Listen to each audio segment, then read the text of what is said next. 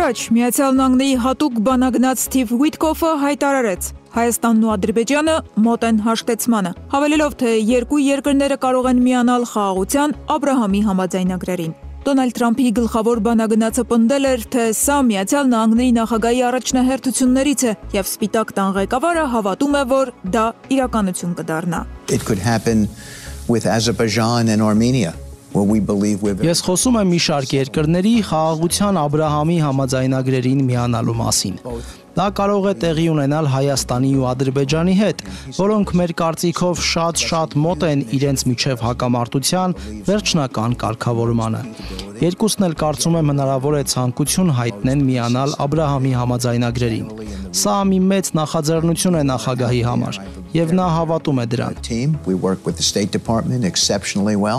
Այժմ տեղեկություններ են ստացվում, որ այս բանակցությունների ֆոնին հնարավոր է եռակողմ համագործակցության համաձայնագիր ստորագրվի Իսրայելի, Ադրբեջանի եւ Միացյալ Նահանգների միջև, եւ իսրայելական լոբին ակտիվ քայլեր է ձեռնարկում այս ուղղությամբ։ Այս մասին ենք այսօր զրուցելու իմ գործընկեր Լուսինե Մուսայելյանի հետ։ Ես Հեղինե Բունյաթյանն եմ, եթերում է Ազատության մեկ թեման։ Ողջույն Լուսինե, եւ այսպես մոտ 10 օր առաջ ամերիկյան աջ ծայրահեղական պարբերականներից մեկի Breitbart-ի զրույցում Միացյալ Նահանգների նախագահի գլխավոր բանագնացը, որի դեպ ներկայացնում է նաեւ Վաշինգտոնը Իրանի հետ բանակցություններում, Սթիվ Ուիթկոֆը հայտարարեց, թե Հայաստանն ու Ադրբեջանը կարող են միանալ Աբրահամի համաձայնագրերին։ Նախ կասես, ինչի մասին է այս փաստաթուղթը եւ ինչու է այս հարցը հայտնվել Սպիտակ տան օրակարգում։ Ողջույն Հեղինե, Աբրահամի համաձայնագիրը եթե կարճ փաստաթուղթ է, որով արաբական երկրները դիվանագիտական կապեր են հաստատում Իսրայելի հետ եւ կարգավորում իրենց հարաբերությունները այդ երկրի հետ։ Նախաձեռնության հեղինակը, այսպես ասենք, Թրամփի վարչակազմն է 2020 թվականի սեպտեմբերին Սպիտակ տան Սիզամարգում ստորագրված պատմական այդ համաձայնագիրը առաջին անգամ կարգավորեց դիվանագիտական հարաբերությունները Իսրայելի եւ արաբական երկու պետությունների միջև, Արաբական Միացյալ Էմիրությունների եւ Բահրեյնի։ We're here this afternoon to change the course of history. After decades of division and conflict, we mark the dawn of a new Middle East. Together, these agreements will serve as the foundation for a comprehensive peace across the entire region, something which nobody thought was possible. Եվ դրանց այդ երկրների օրինակին հետագայում հետևեց Մարոկոն, փաստաթղթին միացել է նաև Սուդանը, ոչ արաբական երկիր, որը սակայն նույնպես պատմական տարաձայնություններ ուներ Իսրայելի հետ եւ լարվածություն Միացյալ Նահանգների հետ, եւ այս երկուսի միջև կնքված համաձայնագիրը դեռ սպասում է կողմերի ստորագրություններին, գործարքի միջնորդը կամ Աբրահամի համաձայնագրի հայրը, եթե կարող ենք այսպես ձևակերպել, Միացյալ Նահանգներն է, որը կենցաղային լեզվով ասած համոզում է իր մերձավոր դաշնակցի հետ խնդիրներ ունեցող երկրներին փակել հակամարտության տարաձայնությունների էջը եւ հարաբերություններ հաստատել Իսրայելի հետ ինչ-ինչ խոստումների դիմաց։ Once again, let me congratulate the people of Israel, the people of the United Arab Emirates, and the people of the Kingdom of Bahrain. God bless you all. This is an incredible day for the world. Այսինքն խոսքը արաբական երկրների մասին է, որոնք հրաժարվում էին ճանաչել Իսրայել պետությունը, քանի դեռ լուծված չէ Պաղեստինի խնդիրը, եւ դիվանագիտական հարաբերություններ չունեին այդ երկրի հետ, բայց Ադրբեջանը ոչ միայն ճանաչել է Իսրայելը, այլև այդ երկրի մերձավորագույն դաշնակիցներից է։ Գիտենք, որ զենք զինամթերքի 70%-ը Բաքուն հենց Իսրայելից է գնում եւ Իսրայելն էլ իր հերթին իր նավթի եւ գազի մոտավորապես կեսը ստանում է Ադրբեջանից։ Սրանից առավել էլ ուր կարող են հարաբերությունները սերտանալ, այսինքն հանուն ինչի է Բաքուն միանում այն երկրներին, որոնք նոր են դիվանագիտական հարաբերություններ հաստատում Իսրայելի հետ։ Առաջին հերթին, ինչպես ադրբեջանական, իսրայելական աղբյուրներն են պնդում, տնտեսական շարժառիթներով եւ Միացյալ Նահանգների հետ հարաբերությունները սերտացնելու ցանկությամբ։ Օրինակ, երբ տարիներ առաջ Սուդանը միացավ Աբրահամի համաձայնագրին, Միացյալ Նահանգները ոչ միայն հանեց այդ երկիրը ահաբեկչություն հովանավորող պետությունների ցանկից, այլև 1.2 միլիարդ դոլարի վարկ տրամադրեց Սուդանին։ Նույն կերպ, երբ Մարոկոն ճանաչեց Իսրայելի ինքնիշխանությունը, դրա դիմաց Միացյալ Նահանգները ճանաչեց Մարոկոյի ինքնիշխանությունը Արևմտյան Սահարայի նկատմամբ։ Այս դեպքում իսրայելցի եւ ադրբեջանցի վերլուծաբանների համաձայն սեղանի ներդրված կոնգրեսի կողմից ընդունված 907-րդ բանաձևը, որով Բաքուն տարիներ շարունակ Վաշինգտոնից աջակցություն չէր ստանում։ Ու թեև սեպտեմբերի 11-ից հետո Միացյալ Նահանգների նախագահները պարբերաբար սառեցրել են այդ արգելանքը, սակայն հիմա Բաքուն իսրայելական լոբիի հետ փորձում է առավել ընդարձակել իսրայելա-ամերիկա-ադրբեջանական համագործակցությունը։ When they needed us, we were with them. When they needed us in Iraq, Ալիևը ամիսներ առաջ կրկին քննադատել էր այդ արգելանքը, պնդելով, թե Ամերիկան չեղարկում է այն, երբ հայտնվում է դժվարին կացության մեջ եւ պետք է լինում Բաքվի օգնությունը։ Իսկ հետո մոռանում եք մեզ հայտարարում էր Ալիևը։ but after we left, they imposed sanctions on us. Բայց նա լավատեսություն էր հայտնել, որ Վաշինգտոնի եւ Բաքվի միջև հարաբերությունները կվերադառնան ավելի դրականհուն, Միացյալ Նահանգների նախագահ Թրամփի վարչակազմի օրոք։ So we wish President Trump success to dry out the swamp. Ալիևը նշում էր, որ հույս ունեն, որ նոր վարչակազմի հետ կվերականգնեն ամերիկա-ադրբեջանական ամուր գործընկերությունը։ Այդ ելույթից օրեր անց վարչապետ Նեթանյահուի գրասենյակը հաղորդեց, թե Իսրայելը բանակցում է Միացյալ Նահանգների հետ Իսրայելի, Ադրբեջանի եւ Միացյալ Նահանգների միջև եռակողմ համագործակցության ամուր հիմք ստեղծելու համար։ Նույն այդ օրերին իսրայելական կոալիցիայի անդամ, կառավարական կոալիցիայի անդամ խորհրդարանի ՇԱՍ կուսակցության պատգամավոր Սիմոն Մոշիաշվիլին Քնեսեթի լիագումարնից հատուկ նախագիծ էր ներկայացրել, կոչանելով Ադրբեջանի հետ ռազմավարական դաշինքը բարելավել եւ դիտարկել այդ երկիրը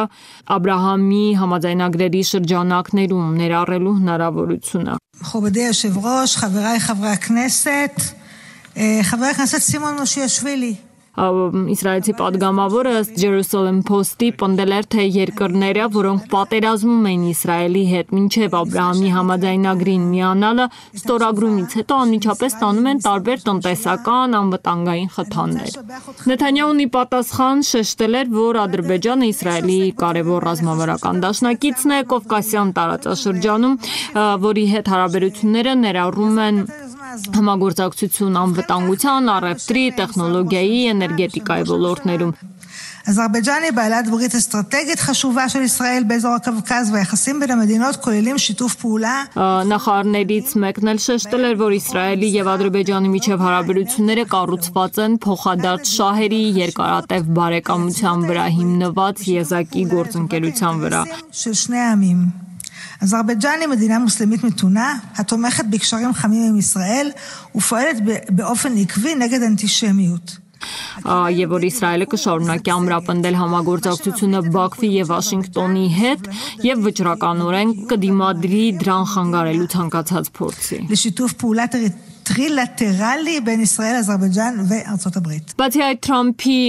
ընտանիքի անդամներին, այդ թվում նրա փեսաջարետ Քուշներին մոտ կանգնած մի շարք ազդեցիկ ռաբիներ նամակ էին ուղարկել Դոնալդ Թրամփին, խրախուսելով Բաքվի ընդգրկումը Աբրահամի համաձայնագրերին միացած երկրների շարքում, իսկ Քուշները հայտնի է, որ կարևոր դեր է խաղացել Աբրահամի համաձայնագրերի կնքման գործում։ Վաշինգտոնից ամերիկյան աղբյուրները ակնարկել են, որ նախ պետք է Ադրբեջանը Հայաստանի հետ հարաբերությունները կարգավորի։ Եվ հատկանշական է, որ հենց այդ նույն օրերին, մարտի 14-ին, երբ Հայաստանը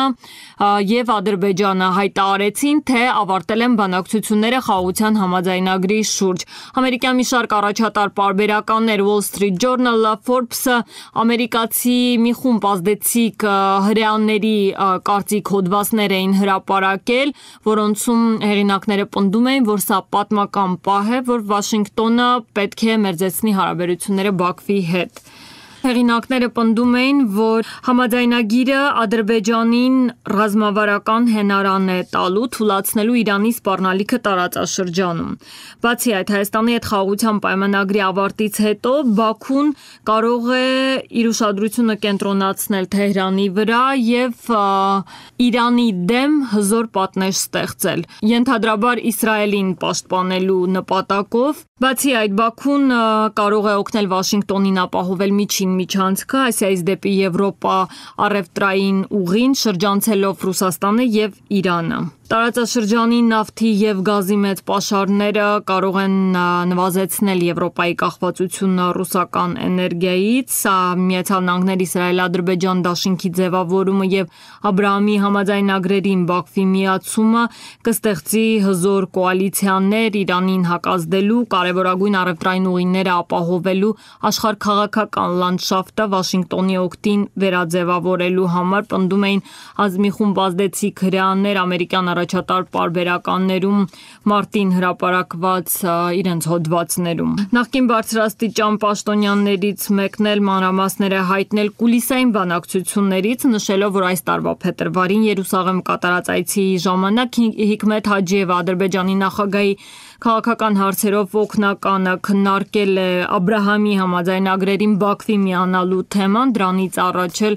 իսրայելամետ լոբիստական խումբներ այցելել Բաքու։ Չնայած Աբրահամի համաձայնագրերը ստորագրել են 2020 թվականին, 5 տարի առաջ, ինչպես նշեցիր, բայց դրանից հետո, երբ բռնկվեց հերթական պատերազմը Համասի եւ Իսրայելի միջև, այդ համաձայնագրին միացած երկրներից մի քանիսը սառեցրին իրենց մասնակցությունը եւ փաստացի այսօր էլ հայտնի չի արդյոք կշարունակեն թե ոչ։ Արդյոք այս համատեքստում այդ համաձայնագիրը շարունակում է արդիական մնալ։ Հենց այդ առումով է Ադրբեջանի մասնակցությունը թերևս կարևորվում, քանի որ Ադրբեջանը ի տարբերություն արաբական մյուս երկրների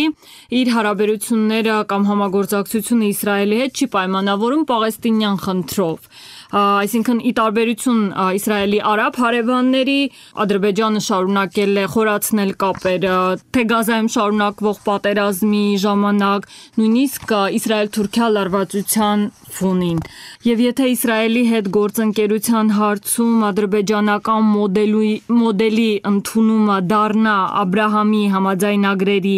ապագա անդամների համար նախապայման, դա կարող է ոչ միայն բարելավել Բաքվի հեղինակությունը Իսրայելում եւ Միացյալ Նահանգներում, այլև համրապնդել նրա ռազմավարական դիրքը թե Աֆրիկայի կամ Հարավարևելյան Ասիայի կամ այլ մուսուլմանական մեծամասնություն ունեցող երկրների աչքում, որոնք ձգտում են առաջ մղել իրենց սեփական լոբիստական ջանքերը Վաշինգտոնում։ Այսինքն դա կդառնա մի նախապայման, որ այսուհետ այդ համաձայնագրին միացող երկրները պետք է հետևեն Ադրբեջանի օրինակին եւ անկախ այն զարգացումներից, որ կլինեն Մերձավոր Արևելքում, շարունակեն պահպանել իրենց հարաբերությունները Իսրայելի հետ։ Ճիշտ այդպես, այո։ Այդ դեպքում իսկ ինչ է հայտնի հայկական կողմից։ Որքան էլ տարօրինակ հնչեց այդ պահին արտգործնախարարությունից փաստացի չէին բացառել, որ կարող է քննարկում լինել ամերիկյան այդ նախաձեռնության շուրջ։ Ազատությունը արտգործնախարարության խոսնակից հետաքրքրվել էր, արդյոք Հայաստանին եղել է Աբրահամի համաձայնագրերին միանալու առաջարկ, ինչ է Երևանը պատասխանել, արդյոք կողմերը Երևանն ու Բաքուն այս համաձայնագրին միանալու մասին որևէ քննարկում, շփում ունեցել են եւ եթե այո, որն է Բաքվի դիրքորոշումը։ Արտգործնախարարության խոսնակը այս հարցերին չի պատասխանել, միայն նշել է,